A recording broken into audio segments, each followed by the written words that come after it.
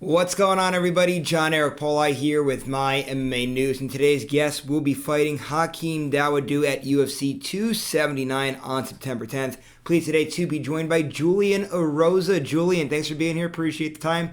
Really looking forward to today's conversation. Yeah, no worries, man. Appreciate you having me on and spreading the word. Yeah, man, it's a pleasure to have you on. Like I said, I'm really looking forward to today's conversation, and we'll just start diving right into things here. I want to talk to you about a topic of the way how things feel when you're kind of going through a fight, when you're on a winning streak, how you are. So, for starters, if anybody looks at your record, right, they're going to kind of see that little chunk in the middle where there was a string of losses and a tough period. Well, now you are 5-1 in your last 6 fights. Now, I remember back when I was competing in track and field and I was in college, and when you're in a slump, man, it is so difficult. You're going to practice every day. It's difficult being there because you're doing a lot of things right, but you're just missing on, like, maybe it's this one little thing that's going to make everything be perfect. But then when things start to click, all of a sudden going to practice every day is really fun and enjoyable. You enjoy going through the process of everything. Going out and competing is so much more fun because you know you're going to get great results. Can you relate to that? Is that something that you're feeling right now, that things are starting to click and that everything's kind of starting to come together for you in your career and the whole experience is a lot more enjoyable? Yeah, exactly. I think the tough thing about our sport is that people only see like 1% of what we do. They watch us go out and fight, win, lose, or draw. They don't see all the hours, the countless hours we're putting in the gym. And so that can be frustrating when you're on like a little bit of a losing streak and things are going your way because you have the ability to get it done and to be successful and to win these fights. But man, when you're in the cage, every little mistake counts, and with those little gloves, you can only make so many mistakes. And I think once you start to really feel it, feel things adjust and be able to go out there and perform to your abilities, I feel like you definitely grow in confidence. And for me, I never really lost confidence in my abilities. I just felt like I lost a little confidence in being able to perform on a certain night at a given time. And so, obviously my last 5 out of 6 fights have been very successful for me, and so it has boosted my confidence. So it definitely helps showing up that night and performing when you have performances like I've had in the past few fights. And with all of that being said, I do want to ask you about momentum because I feel like, especially in team sports, momentum is a real thing. Like winning can be contagious, just like losing can be contagious. Do you feel like being, you're in an individual sport, that momentum is indeed a real thing, like it may be in a team sport? No, for sure. I think it's all about mentality. Fighting is 90% mental or mental. Everything. I think honestly, anything you do physical is 90% mental. Because we're all doing the same stuff, right? We're all training jujitsu, wrestling, boxing, kickboxing, sparring, doing everything we need to do. But it's really getting over those mental humps, and even with like basketball, like or football, or like a team, if they have this momentum going, it kind of gives you a little bit extra edge and a little bit more willingness to just leave it all out there, to get that win, to keep that streak continued. If you're losing, if you're a team who've lost, 5 games in a row, maybe that sixth game you're probably just, instead of scrambling for the ball, you might just be like, whatever, another loss is not a big deal. But if you're on a 6 game winning streak, you want to just keep that alive. And I feel like you have a little bit more of the mental wherewithal to just want to push through and do everything necessary to win that game or fight or whatever it is. And for me, that's how it's been as well. I want to keep adding to my resume what I've done in the UFC. And I think a win over Hakeem puts me in a great spot, especially from someone who's been cut from the UFC a couple of times and was 1-4 starting out with the UFC. So if I beat Hakeem and I get, somewhere in the top 15, kind of hanging out there, that's just it's inspiring to myself. So that gives me my motivation, and that gives me, a little bit of an edge going into this fight.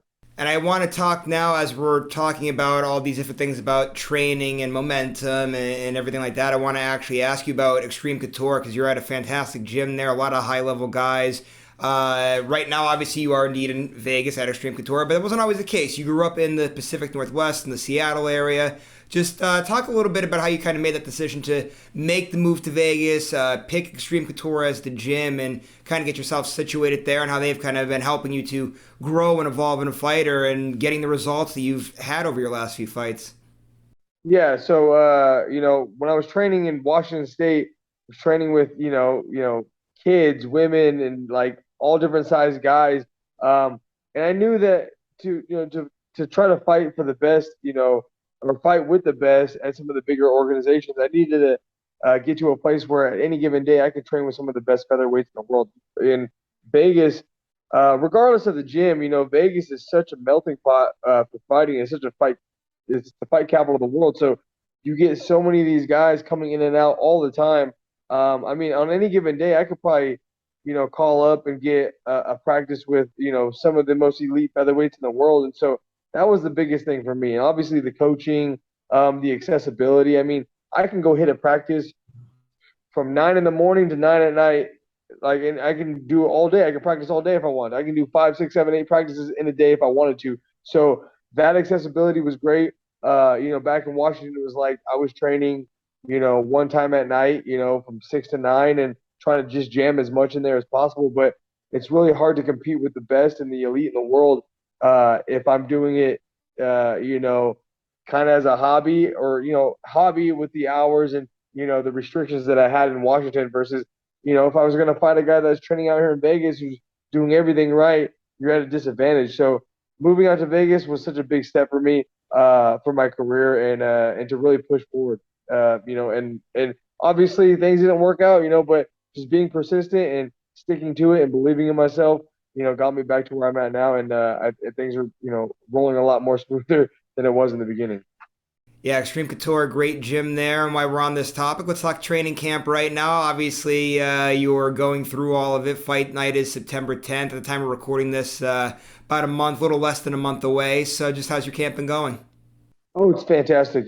For me, I kind of stay in shape and I'm training, year round. So like if I don't have a fight scheduled, I'm training about 70, 80% and probably doing more than some people do during camps, even out of camp. And so for me, when we, get a fight scheduled, it's more about finding individuals that are going to help, mimic my opponent and work on certain things and game planning and watching footage and this kind of stuff. So adding all that stuff is great. Just for me, I'm always wanting to be in shape, and I just, if I'm not doing something, I kind of go crazy. So I need to be training and I need to be, conditioning myself, and it's just something I enjoy. I truly enjoy doing is fighting and training and getting ready for fights. So for me, a training camp is just like any other part of the year, even if I don't have a fight. So it's all fun for me, and everything's great. No injuries, nothing bothering me, and just a few more weeks, I'll be able to get in there and let loose. Yeah, I want to talk about your opponent now too. I know you mentioned how when you go through training camp, you kind of get people to mimic your style of an opponent there. What have you seen out of Hakeem so far as you've been studying him, and what are you expecting from him on fight night, and what's it going to take to get a win over him? I think obviously Hakeem is a good kickboxer and seems to have decent cardio. I think the only hole, I think a hole in his game, if it is a hole, would be maybe his wrestling and his grappling abilities. But he seems to be pretty decent on the wrestling defense. People say he's got a lot of power and stuff, but he doesn't really have a lot of knockouts. And so I think for me to beat Hakeem, I got to be very kind of patient in the beginning, and because I'm sure he does have power. I mean, he looks like a guy who packs a punch, and so and I've been susceptible to getting knocked out before, and I think sometimes it's just my eagerness to start fighting right out the gate, and I need to let the fight kind of unfold and be a little patient. But I think if I can wear on him throughout the fight, like I do a lot of guys, I think I can find myself getting a submission or a TKO later into like the third round of the fight. So you had mentioned about how things are kind of crazy within the division, just trying to get a ranking, what the matchmakers are thinking, everything along those types of lines. But just curious, a win obviously has you on a fantastic win streak here. Just where would a win kind of put you in the mix of things? You think you get a number next to your name, fighting a ranked guy next? Kind of what's the plan kind of going forward there? Yeah, I think I'll kind of be hovering around like the 15, 16, 17 area. But you know what? Honestly, that's like, I mean, that's not even what I think about. I'm only focused on Hakeem uh, and the rankings are just like, unless you're really talking about the top 10, any rankings outside of that is just kind of arbitrary. Who's really making these rankings and whose opinions really matter in these things. Um, I just want to beat Hakeem. I think he's done, he's 6-2 in the UFC, and he's beating some tough dudes. And so just to win over him just kind of solidifies that I am where I need to be. I think each fight that I keep surprising people, and then kind of just re-solidifying why I should be in the UFC and why I should be, a guy that people worry about fighting at, in the division, whether you're, ahead of me or behind me or whatever the situation is. All right, so I do have a few questions about UFC 279. Before we get into that, I have just one last thing about training and everything like that that I want to ask you before we get into this UFC 279 stuff here. And it was about your build. So you're 6'1", so obviously very big, very long for the featherweight division. And if somebody ever asked me, like, what do you think a perfect fighter would look like? I always say I think it would be those tall and longer guys, and I think it's kind of shown over time, right? Like Anderson Silva, tall, long, quick guy. John Jones, we're seeing it with Israel Adesanya now. You being a guy who's tall and long for a division like 145 pounds, just talk a little bit about what that's kind of like and how you're able to execute it, because that's the big thing with it. Anyone can be tall and long inside there, but it's about using your size and your speed and your length to your advantage whenever you're inside there. Yeah, I really contradict my body type because a lot of times I like to jam myself. I fight like a short fighter when I'm a longer guy, and I have been working on and getting better at using my range a bit more. I think my range is better with my legs than it is with my hands. I just for some reason, I love to bite down and just let loose, and the willingness I have to try to knock somebody out and get knocked out trying to do that. I think that makes me a little dangerous in that sense as well. But there is a smart way to take things, and for me, to keep people at my range is ideal because I'm so long and lanky. And the only thing I can say is that the coaches that I work with have been really, really helping me about keeping people at my range and using those gifts and those attributes of my physical abilities uh, to coincide with my fighting abilities. But like I said, man, do as I say, not as I do, because I should be keeping people at range, but man, sometimes I just bite down and want to fight like a short guy and just brawl it out. So, hopefully on September 10th, I can really use my body and my structure to keep him at bay. Well, there's nothing wrong with a good brawl too. So I know you said you kind of fight shorter there sometimes, but it at least makes for an exciting style. But anyway, let's talk UFC 279 right now. Those fights are in Vegas, T-Mobile Arena, right? We mentioned before you're training at Extreme Couture. Just out of curiosity, do you kind of like that whole entire thing? Because obviously, for a lot of fighters, when it gets to fight week, you're getting on a plane, you're traveling, you're going through the whole motions of what fight week would be like. Well, for you, obviously, it's right in your backyard, you're staying home. Just kind of talk about what that's kind of like, and if you enjoy that and would rather kind of almost have this maybe home field advantage, so to speak, if there is a home field advantage type of thing in MMA like this. Yeah, for sure, man. It's obviously just I'm acclimated to the weather out here, even though, it's not like a crazy altitude or anything, it's dry heat. So it's just nice to be able to fight in the same exact climate that I train in. And I run outside all the time. I ride my bike, I do extensive cardio in this weather. So um on the given night or the week of, nothing's going to change for me, with the climate and how I physically feel. And not only that, man, traveling and cutting weight. I'm a big featherweight, obviously, and so keep making 145 pounds is difficult already. Not to mention to do it if you're traveling, and so like I try to, I always prefer to fight, in my backyard, and so my last 5 fights have been at the Apex, which has been absolutely amazing. And so I've been pretty lucky and spoiled in that sense. This is not at the Apex, but it's at the T-Mobile Arena, so just a couple blocks down the road. So it makes it easy, man. It's nice because I can go fight, win, lose or draw. I can come home and just really decompress, and I'm at home watching the rest of the card before the fights are over. It's pretty surreal, like to watch the main event, the co-main event when I'm sitting on my couch after I just fought in that place.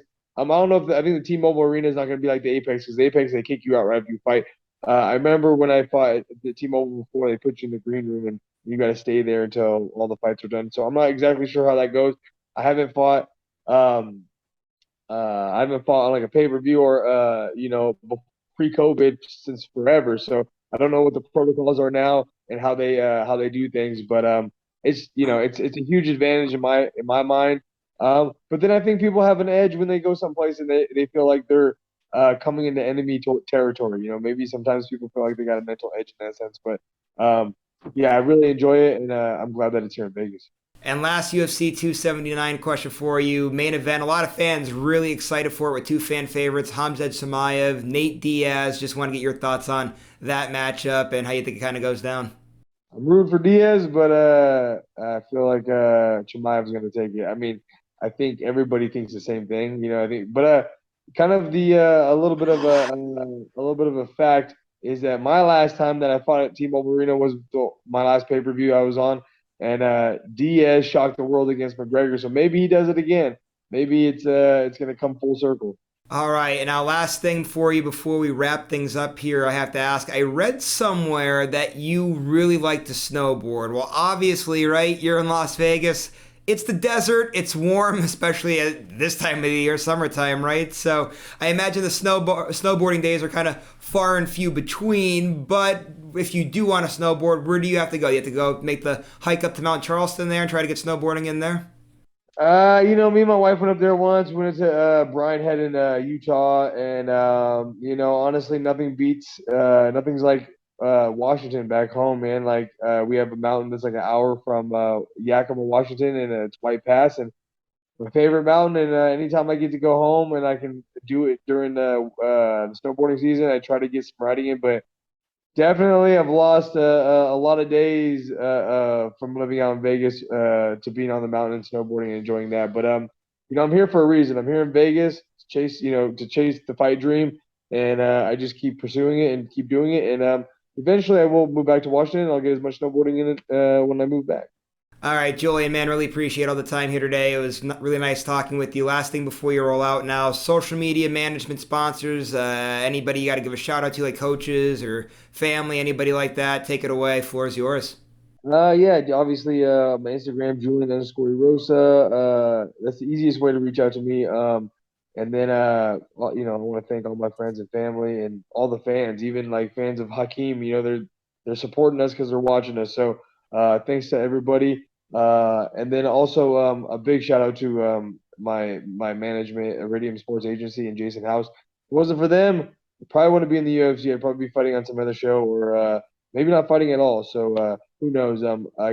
Always got to give them a huge shout out, because without them, man, I don't even know, because I was 1-4 in the UFC, cut twice. I can't imagine if I didn't have a manager like him pushing my name, if they would have ever even looked at me again. So a huge shout out to them. All right, Julian, again, thank you so much for today's conversation. Really looking forward to this upcoming fight. Again, Julian Erosa taking on Hakeem Dawodu, UFC 279 on September 10th. So make sure you guys check out those nights of fights. That is the September pay-per-view. Make sure you guys are checking out MyMMANews.com on a daily basis. Go to our social media pages. Give us a like and a follow on there. And last thing, just to remind you guys, like I always do after these interviews, please, if you like today's interview, please go to the bottom, give it a thumbs up, and subscribe to this YouTube channel if you haven't done so already. We'll see you later, everybody.